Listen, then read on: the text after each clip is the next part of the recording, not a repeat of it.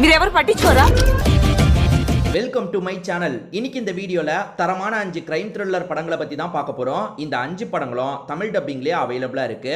ஓடிடில போய் பார்க்கணுமான்னு கேட்டீங்கன்னா அதெல்லாம் கிடையவே கிடையாது. ஏன்னா இந்த 5 படமும் யூடியூப்ல ஃப்ரீயாவே அவைலபிளா இருக்கு. இந்த 5 படத்தோட பிளாட்டை பத்தி நான் சொல்றேன். எந்த கதை உங்களுக்கு பிடிச்சிருக்கோ அந்த படத்தை வேணா நீங்க ஃபுல்லா சர்ச் பண்ணி பார்த்துக்கலாம். மேற்கொண்டு பேசி டைம் வேஸ்ட் பண்ணாம நம்ம நேரடியா லிஸ்ட்டுக்குள்ள வந்துடலாம். இந்த லிஸ்ட்ல நம்ம ஃபர்ஸ்டா பார்க்க போறது ஒரு தெலுங்கு படம் தான். இந்த படத்தோட பேரு பாஜே வாயு வேகம் அப்படின்றது. இது ஒரு பக்கவான தெலுங்கு சஸ்பென்ஸ் த்ரில்லர் படம்னு சொல்லலாம். ரொம்ப சூப்பரா இருக்கும். விவேகம் படத்துல வந்து வில்லனா ஒருத்தர் நடிச்சிருப்பாரு பாத்தீங்களா, அவர் தான் இந்த படத்துல லீட் ரோல் பண்ணிருப்பாரு. அதே மாதிரி ஐஸ்வர்யா மேனன் ஃபீமேல் லீடா பண்ணிருப்பாங்க. இந்த படம் இப்ப தமிழ் டப்பிங்லயே அவைலபிளா இருக்கு. ஏதாவது ஒரு இடத்துல இந்த படத்தோட டைட்டில் தெளிவா உங்களுக்கு தெரியும். அந்த டைட்டில போட்டு தமிழ் டப்னு போட்டீங்கன்னா கண்டிப்பா இந்த படம் உங்களுக்கு கிடைச்சிரும். தமிழ் படம் அப்படின்ற ஒரு யூடியூப் சேனல்ல தான் இந்த படம் தமிழ்லயே அவைலபிளா இருக்கு. சரி, முதல்ல இந்த படத்தோட பிளாட்டை பத்தி பார்ப்போம். ஆக்சுவலா நம்ம ஹீரோவை பொறுத்த வரைக்கும் ஒரு தம்பி இருக்காரு.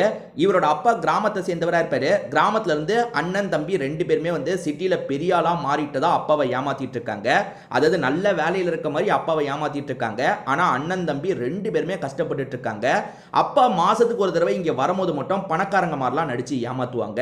நம்ம ஹீரோ எப்படியாவது கிரிக்கெட் பிளேயர் ஆகணும்ன்ற மாதிரிலாம் ட்ரை பண்ணிட்டு இருக்காரு. நம்ம ஹீரோக்கு பெட்டிங்லாம் நல்லா வரும். அதாவது கிரிக்கெட்ல வந்து இந்த ஓவர்ல எவ்வளவு அடிப்பாங்கன்றத ஓரளவுக்கு ஹீரோ கரெக்டா கெஸ் பண்ணுவாரு. இது மூலியமா நம்ம சம்பாதிக்கலான்ற மாதிரி ஒரு முடிவு எடுக்கிறாரு. இப்ப பெட் கெட்டுறாரு. அந்த பெட்ல ஒரு ஸ்டேஜ்ல ஜெயிக்கவும் செஞ்சிடறாரு. இவருக்கு பெரிய அமௌண்ட் அவங்க தரணும். ஆனா அவங்க என்ன பண்றாங்கன்னா, நீ வேற டீம் தான் ஜெயிக்கும்னு சொன்ன, நீ வந்து சொன்னது சரியில்லை, அதனால நீ தோத்துட்டேன்ற மாதிரி இவரை ஏமாத்துறாங்க. என்ன இப்படி ஏமாத்திட்டாங்க, நம்ம கஷ்டப்பட்டு ஜெயிச்சோம் ஆனா ஏமாத்திட்டாங்களே அப்படின்ற மாதிரி இவருமே கடுப்பாகிறாரு. ஏமாத்தினவங்க என்ன பண்றாங்கன்னா, நீ காசை திரும்பி தரணும் அப்படின்ற மாதிரி பிரஷர் போடுறாங்க. ஒரு ஸ்டேஜ்ல இவரை அட்டாக் பண்ணலாம் ஆரம்பிக்கிறாங்க. அதுல இருந்து தப்பிச்சு போறாரு. எப்படியாவது இந்த பிரச்சனையில இருந்து வெளியே வரணும்னு முயற்சி எடுக்கிறாரு. அந்த முயற்சியில இவருக்கு பலன் கிடைச்சதா இல்லையான்னு சொல்றது தான் இந்த படத்தோட மீதி கதை. கொஞ்சம் த்ரில்லிங் கலந்து சஸ்பென்ஸ் கலந்து சூப்பரா சொல்லியிருப்பாங்க. அதாவது வந்து ஹீரோயின் கேரக்டர்ல ஒரு ட்விஸ்ட் இருக்கும். இந்த மாதிரி நீங்க எதிர்பார்க்காத நிறைய ட்விஸ்ட் எல்லாம் இந்த படத்துல வச்சிருப்பாங்க. நிச்சயமா இந்த படம் உங்க எல்லாருக்குமே பிடிக்கும்னு நம்புறேன். தமிழ் டப்பிங்லயே இப்ப அவைலபிளா இருக்கு. பார்க்காம இருக்கீங்கன்னா ஒன்ஸ் இந்த படத்தை நிச்சயமா ட்ரை பண்ணி பாருங்க.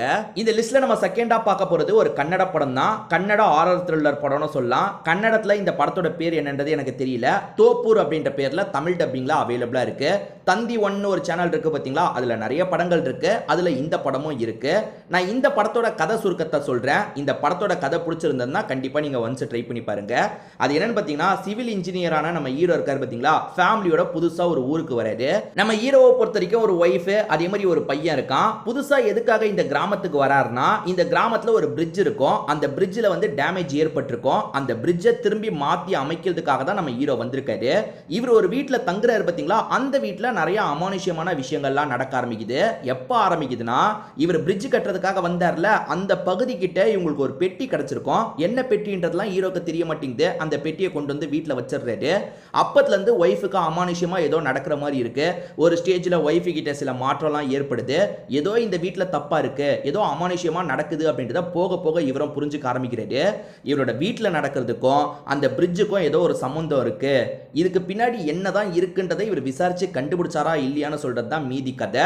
ஆரராவும் கொண்டு போயிருப்பாங்க. அதே மாதிரி பேக் ஸ்டோரி மாதிரி ஒன்று வரும், அதுவும் நல்லா இருக்கும். இது வரைக்கும் இந்த படத்தை ட்ரை பண்ணாம இருக்கீங்கன்னா ஒன்ஸ் ட்ரை பண்ணி பாருங்க. ரொம்பவே சின்ன படம் தான். பட்ஜெட்லாம் ரொம்ப கம்மியா இருக்கும். பட்ஜெட் அந்த மேக்கிங்லாம் மட்டும் கொஞ்சம் பூரா இருக்கும். அதை அட்ஜஸ்ட் பண்ணிக்கிட்டீங்கன்னா நிச்சயமா பார்க்குற மாதிரி தான் இந்த படம் இருக்கும். இதுவும் டைம் இருந்தால் நீங்க கண்டிப்பா ட்ரை பண்ணி பாருங்க.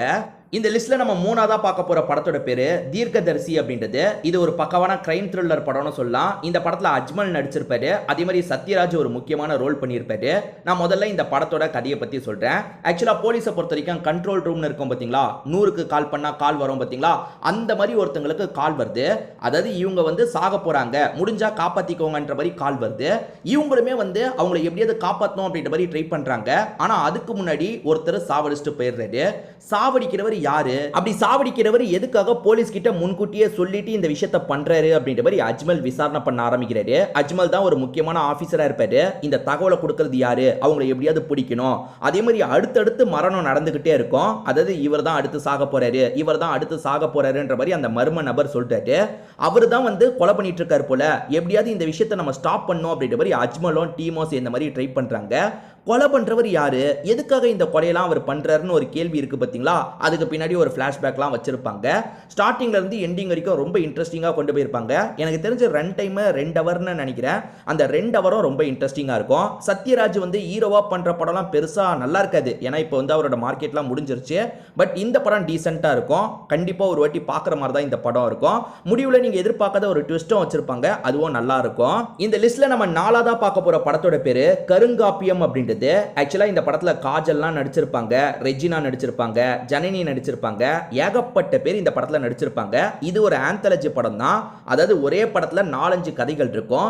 ஆக்சுவலா அதுல மத்த கதைலாம் கூட கொஞ்சம் சுமாரா இருக்குங்க. காஜல் அகர்வாலை வச்சு ஒரு கதை வரும், அந்த கதை உண்மையிலேயே சூப்பரா இருக்கும்.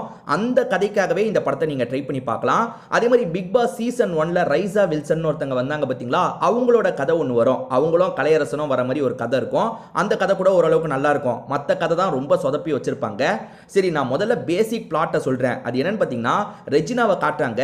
ரெஜினாவும் ஒரு புதுசான புக்கை ட்ரை பண்றாங்க. அந்த புக்கோட பேரு கருங்காப்பியம்னு இருக்கு. அந்த புக்ல வந்து நிறைய கதைகள் இருக்கு. ஒவ்வொரு கதையா அவங்க படிப்பாங்க.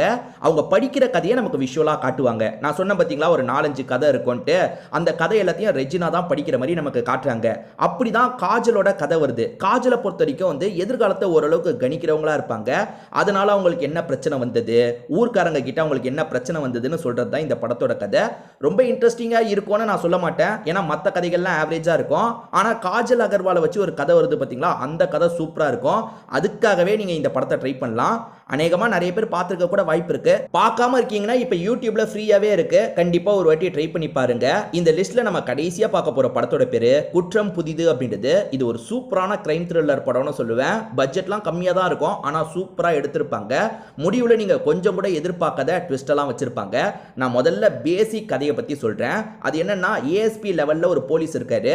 அவரோட பொண்ணு வேலையை முடிச்சுட்டு கொஞ்சம் லேட்டா தான் கிளம்புறாங்க போல. அப்பவும் கால் பண்ணி என்னமா லேட்டுன்னு கேக்குறாரு. அப்பா ஆட்டோ ஏறிட்டேன், சீக்கிரமா வந்துருவேன்ற மாதிரி பொண்ணு சொல்றாங்க. அதனால போலீஸ் அப்பாவும் படுத்து தூங்கிடுறாரு. இப்ப காலையில முழிச்சு பார்த்தா பொண்ணு இன்னும் வரலன்னு தெரிய வருது.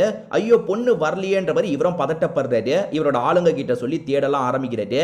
இந்த மாதிரி சமயத்துல தான் ஒரு வீட்டுக்கு கீழே இருக்க ஆட்டோல பிளட் கரை இருக்கிறது தெரிய வருது. இந்த பொண்ணோட பிளட் தான் அங்க இருக்குன்றதும் தெரிய வருது. சோ அந்த ஆட்டோ டிரைவர் யாருன்ற மாதிரிலாம் விசாரிக்கிறாங்க. அந்த ஆட்டோ டிரைவர் தலைமறைவாயிட்டான்றது உங்களுக்கு தெரிய வருது. அதே வீட்டுல ஒரு பையன் குடியிருப்பான். அந்த பையனுக்கு அந்த ஆட்டோ டிரைவரை பத்தி ஏதாவது தெரியுமா அப்படின்ற மாதிரி விசாரிக்கிறாங்க. அந்த பையனை விசாரிக்கிறதுக்கு ஒரு காரணம் இருக்கு, ஏன்னா அவன் தலையில அடிபட்டிருக்கு. என்ன ஏதுன்னு விசாரிச்சுட்டு இருக்காங்க. இப்ப பொண்ணு மிஸ் ஆகுறாங்க.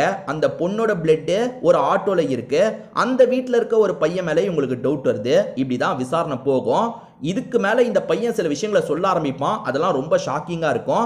அதுக்கப்புறத்துல இருந்து நிறைய ட்விஸ்ட் தாங்க வரும். கண்டிப்பா அந்த ட்விஸ்ட் எல்லாம் நீங்க கெஸ் பண்ண மாட்டீங்க, அந்த அளவுக்கு சூப்பரா அந்த ட்விஸ்ட் அண்ட் டர்ன்ஸ்லாம் வச்சிருப்பாங்க. நிச்சயமா இந்த படத்தை ட்ரை பண்ணாம இருக்கீங்கன்னா ஒன்ஸ் ட்ரை பண்ணி பாருங்க. இந்த லிஸ்ட்ல நான் சொன்ன 5 படங்களுமே நல்லா தான் இருக்கும். இந்த 5 படங்கள்ல ஏற்கனவே எந்தெந்த படங்களை நீங்க பார்த்திருக்கீங்க, அதுல எதெல்லாம் உங்களுக்கு பிடிச்சது, எதெல்லாம் உங்களுக்கு சுத்தமா பிடிக்கலன்றதை கமெண்ட் செக்ஷன்ல கண்டிப்பா சொல்லுங்க. ஏன்னா இந்த வீடியோவை பார்க்குற மற்றவங்களுக்கு அது யூஸ்ஃபுல்லா இருக்க வாய்ப்பு இருக்கு. திரும்பி வேற ஒரு வீடியோல நம்ம பார்க்கலாம்.